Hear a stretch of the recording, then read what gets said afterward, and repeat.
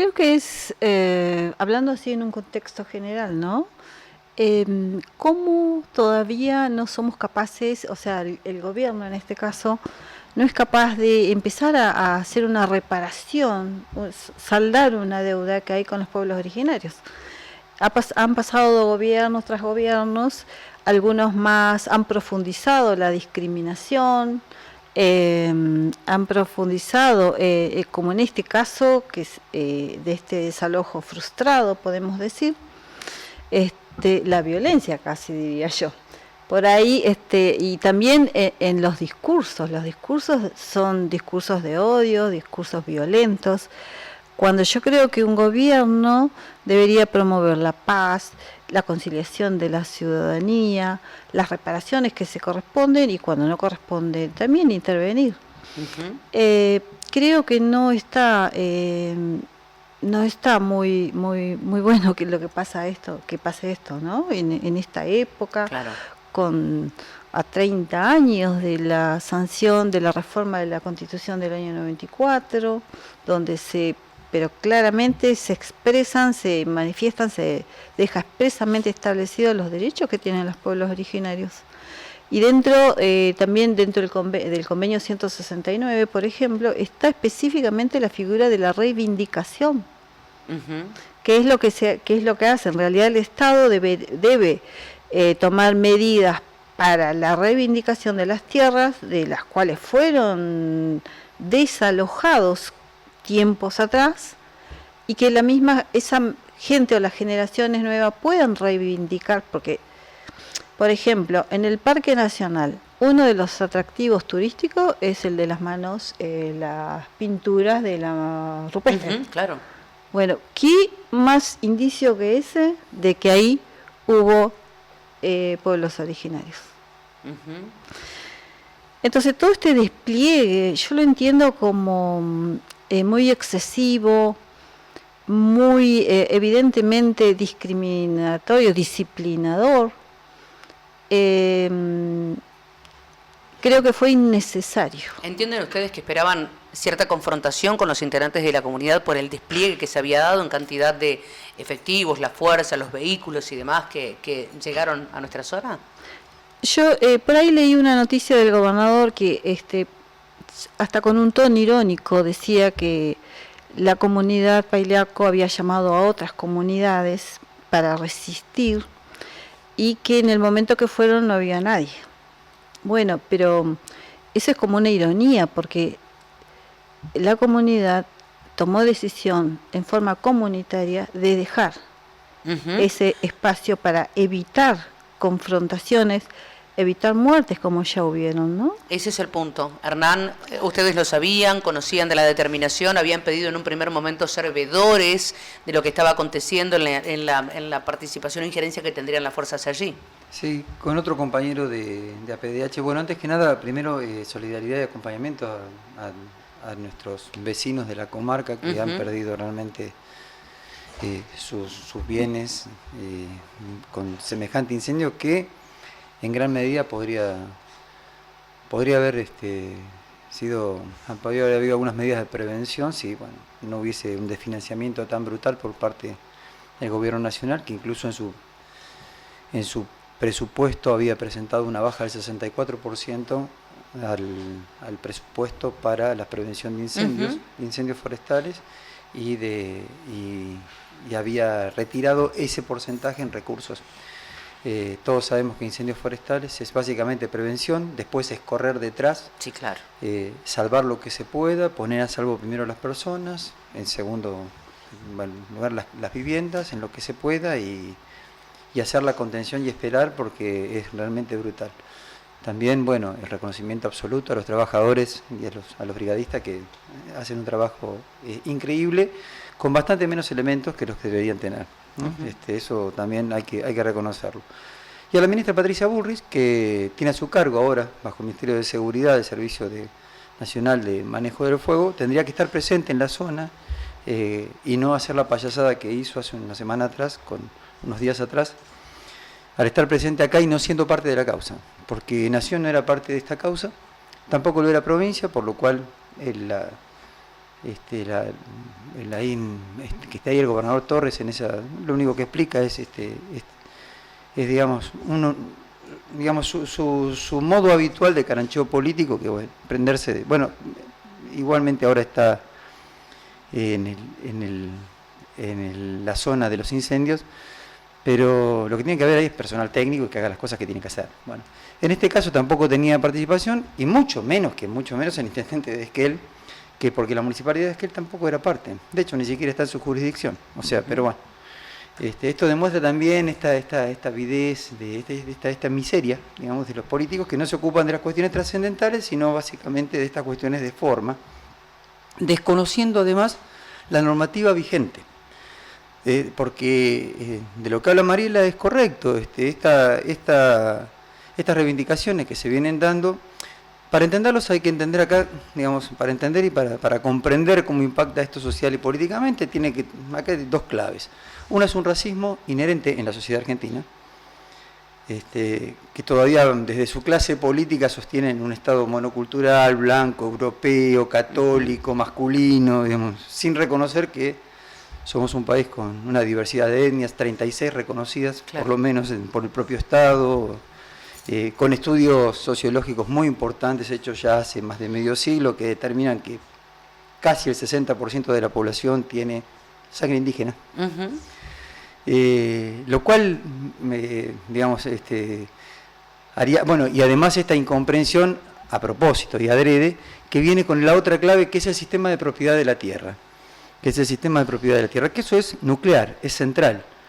Patricia Bullrich se hartó luego de este circo, de esta parafernalia que se armó gastando millones y millones para la nada misma, porque básicamente la comunidad cumplió una orden judicial y se retiró. Habló de la propiedad privada para los argentinos, la propiedad privada, primero eso no es propiedad privada, segundo la propiedad privada no es incompatible con la propiedad comunitaria de las comunidades, tercero ambos están reconocidos en el mismo instrumento constitucional, uh-huh. Pero bueno, se mira como miran los piratas, con un solo ojo, ¿no? Se tapan el otro. Esa es la mirada también que tiene una justicia que es bastante cómplice en esto también, que hay que decirlo. Y que funciona para garantizar estos intereses de los poderosos y de los terratenientes. Y en este caso también, produce un sistema de exclusión muy grande. Porque, ¿qué pasa en parques nacionales en este momento? Bueno, ¿cuál es la política? La política es convertir a los parques nacionales en unidades de negocios. Vale casi $20 la entrada a parques nacionales. Y otro tanto a acampar. Uh-huh. ¿Qué sé yo? La entrada al Museo del Prado vale 12. Y a la Alhambra vale 7, claro, en países que ganan 10 veces más de salario promedio. Es decir, es absolutamente prohibitivo. Es prohibitivo aparte en este contexto macro sobre el cual no vamos a extendernos, de este último año de gobierno que ha denigrado todos los indicadores sociales y económicos y ha depreciado el salario de todos los argentinos, o de las grandes mayorías. Entonces, es claro que estamos ante un proyecto de exclusión, también de exterminio en algún punto. Uh-huh. ¿Lo habían consensuado, Hernán, esta decisión que tomaran los integrantes de la comunidad de dejar el 9 de enero ya que no estén los integrantes de la comunidad en este espacio? La de comunidad lo decide autónomamente luego, uh-huh, de un traún, luego de un parlamento que hacen ellos, digamos, justamente evaluando todas estas condiciones. Yo entiendo también, esto lo tengo para mí, no lo adjudico a ellos, yo tengo para mí que es una decisión correcta porque cada vez que aparece Patricia Bullrich hay muertos. Maldonado, Rafael Nahuel, etcétera. O sea, en los gobiernos que aparezca, cuando aparece Patricia Bullrich, empezamos a contar muertos, que siempre los pone al mismo lado. Uh-huh. Y la pregunta que nos hacemos, ¿se termina la causa, se cierra la causa a partir de la decisión de la comunidad de dejar con la orden que librara el doctor Otranto? Desde lo procesal, yo tengo entendido, si bien no soy parte, no, uh-huh, soy abogada de patrocinante, habían dos causas. O sea, hay una que está sujeta a que se fije una fecha de juicio. De juicio, claro. Y ese juicio era por usurpación. Entonces, si se llega a una fecha de juicio cuando para desalojar, y el desalojo ya está, el desalojo fue frustrado porque la comunidad se retiró, y yo no sé cómo se resolverá en ese caso, cómo resolverá la justicia. Ujú. Pero ellos están pendientes porque recordemos que este desalojo se promovió en base a una ley de la época de la dictadura. Claro. Entonces, estamos en democracia. ¿Cómo podemos sostener ese tipo de leyes todavía, no? Ujú. Yo sé que los abogados habían planteado la inconstitucionalidad de esta ley, no tuvieron resolución de parte del juez. Entonces, yo tengo entendido que la causa continúa. Ujú. ¿Es un hecho que marca un precedente, Hernán, todo lo que... Sí, es lo un hecho que marca un precedente, eso se encargó de resaltarlo Patricia Bullrich a partir del decreto, no recuerdo si es 1803 o 1083, este decreto 1083. 1083. Ujú. Gracias, Mariela. El decreto 1083 que deroga el decreto de prórroga de la ley 26.160 de relevamiento territorial de comunidades indígenas. Lo que sucede es que se habilita con eso a que aquellas comunidades que estaban en proceso de reconocimiento y que estaban en el proceso de relevamiento queden bastante expuestas ante esto. De hecho, bueno, hay presentaciones en todo el país de los abogados de terratenientes que plantean que se avancen con los juicios de desalojo en función de este decreto que hace caer esa ley de relevamiento territorial, que no implicaba ni siquiera, que implicaba, era un proceso de conocimiento, es decir, es un proceso de conocimiento y de reconocimiento también a nivel nacional, de un Estado que reconoce que somos bastante plurinacionales, a pesar de que a algunos le cause urticaria este término, digamos, que incluso se tiene que prever una reforma constitucional al respecto. Digamos, a mí me gustaría ir hacia un modelo como el de la Constitución, como el Estado Plurinacional de Bolivia, digamos, ese sería como un reconocimiento más adecuado, Evidentemente se tocan intereses muy poderosos, de sectores económicos muy concentrados, a los cuales incluso la propia ministra de Seguridad pertenece, no solo por haberse posicionado políticamente en los últimos tiempos, no más allá de todo el derrotero político que ha recorrido todo el arco político, pero en los últimos tiempos, digamos, viene posicionándose, sobre todo en el siglo XXI, en los sectores más reaccionarios, más conservadores, más de derecha, a los cuales pertenece por familia. Es Patricia Bullrich Luro Pueyrredón. Así que evidentemente, digamos, o sea, no hay sorpresas en esto. Hay apenas algunos sorprendidos, pero no hay sorpresas en esto. Lo que sí está claro que, bueno, lo que sí está claro que están las cartas sobre la mesa y que la gente cree lo que quiere creer, digamos. Ese es el punto. Ese es el punto. Es decir, si las posibilidades de convivencia pacífica y de coexistencia están, los sistemas están planeados, está bien. ¿Qué faltó? ¿Diálogo, Hernán? ¿Faltó apertura? Faltó la continuidad del diálogo. El diálogo se había comenzado. El Estado, no ya desde este gobierno, sino incluso desde la gestión anterior, se había mostrado un tanto reticente al diálogo, pero lo había abierto. Este gobierno directamente lo cerró y de hecho desmanteló el INAI, desmanteló, dijo vamos a avanzar sobre esto. Nos olvidamos de toda la Constitución, salvo el artículo 17, salvo el de propiedad privada, nos olvidamos del resto de la Constitución y avanzamos desde ese lugar. Los reconocimientos de los pueblos originarios no está en su horizonte, es un obstáculo casi epistemológico, digamos, para este gobierno. Y tiene un montón de actores que están dispuestos a hacerlo porque en función de proteger intereses de terratenientes que también están flojitos de papeles, donde vos comenzás a hurgar un poquitito, claro, hace casi 2 siglos un gran escritor francés, Honoré de Balzac, decía que en el inicio de toda fortuna burguesa había un crimen. Bueno, acá se cumple a rajatabla con solo leer la historia escolar. Sí, Mariela, ¿ibas a hacer una aclaración? No, simplemente cuando hablaba de la ley 26.160 que fue derogada, eso fue una obligación que asumió el Estado. El Estado siempre va a estar representado por distintos gobiernos, pero asume obligaciones y esas obligaciones son internacionales. Entonces, cuando se avance con alguna demanda judicial, puede ser hasta sancionado el Estado argentino, como ya pasó con una comunidad que fueron hasta el ámbito internacional y fue sancionada el Estado argentino. Bien. Ahora, fue sancionado después de muchos años, ¿no? Ujú. Los plazos son largos, pero después esa sanción la pagamos todos. Entonces, el Estado incumple, primero tenía que hacer un relevamiento, decir, bueno, esto es tierra donde están las comunidades, hasta aquí hacerle una delimitación. Bueno, no cumple con ese relevamiento territorial, entonces viene este gobierno con el presidente Milei y dice, listo, derogas esta, no hay emergencia, listo, así, quedamos ahí, bueno, se están analizando planteos de inconstitucionalidad, eso lleva un poco de tiempo, pero son obligaciones que asume el Estado. Entonces el Estado después va a tener que responder a nivel internacional también. Y claro, no se puede sobre la marcha trabajar en la improvisación cuando se desconoce a veces la historia. La pregunta es, ¿no hubo nunca un reconocimiento hacia la comunidad? Hubo siempre un mensaje en la definición del pseudo mapuche.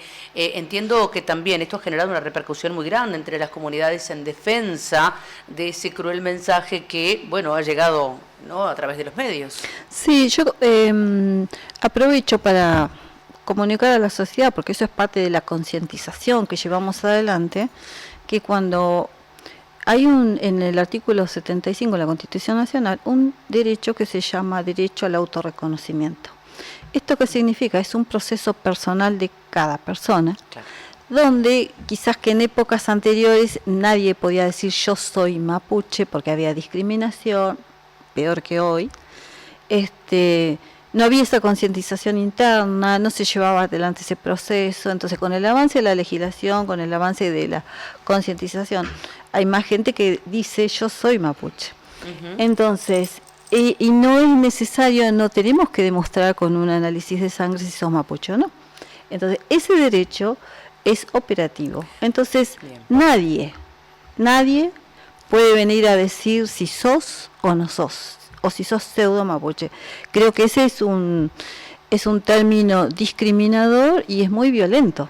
Tal cual. Hernán, lo último, pero no me parece un detalle menor, que ha tenido que ver con ese acompañamiento que ustedes han generado a los integrantes de la comunidad.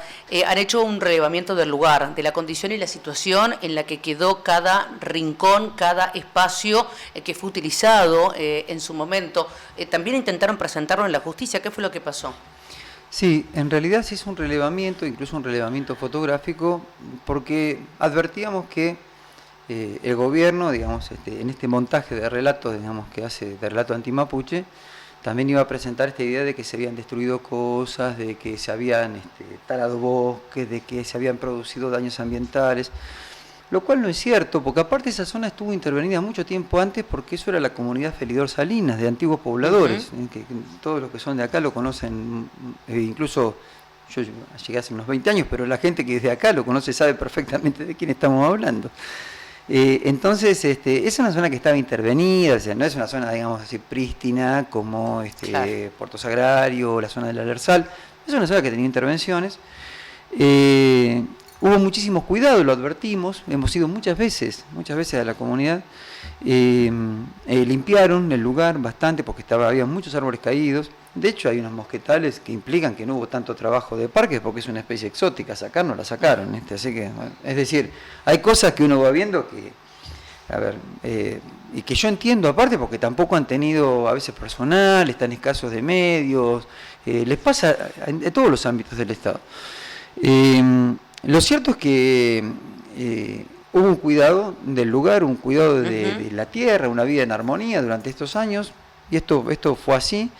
Estaban avanzando además en el estudio antropológico que justamente permitía datar las ocupaciones, estaban haciendo todos los trabajos pertinentes y hubo mesas de diálogos previas, cuando estaba, me acuerdo en ese momento, era el intendente Hernán Colom, hemos ido con compañeros de APDH y otras organizaciones y otras comunidades que acompañaron esa mesa de diálogo, fuimos invitados, nosotros convocados, y acompañamos, nosotros acompañamos la medida que nos convocan y nos invitan, claro, entendemos que los procesos son propios y simplemente tratamos de acompañar, a veces nos permiten algún aporte, algún encuadre, y siempre nuestra mirada, nuestra visión es evitar que haya situaciones de violencia, claro, y llegar a consensos y diálogos con el Estado, ¿no? Porque básicamente Acá el que ha puesto la violencia permanentemente ha sido el Estado.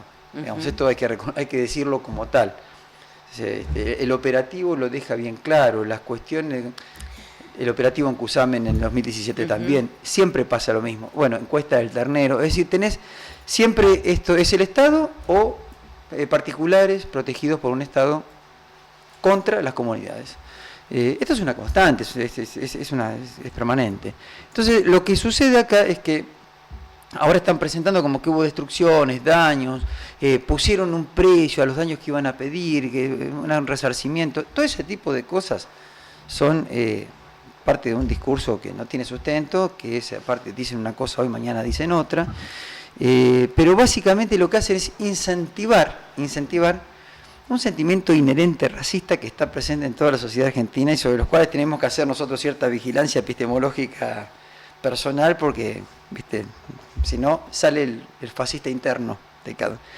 Eso lo trabaja muy bien los discursos de los gobiernos, sobre todo autoritarios o de derecha, o que protegen básicamente estos intereses concentrados y estos procesos de concentración sobre la propiedad de la tierra, ¿no?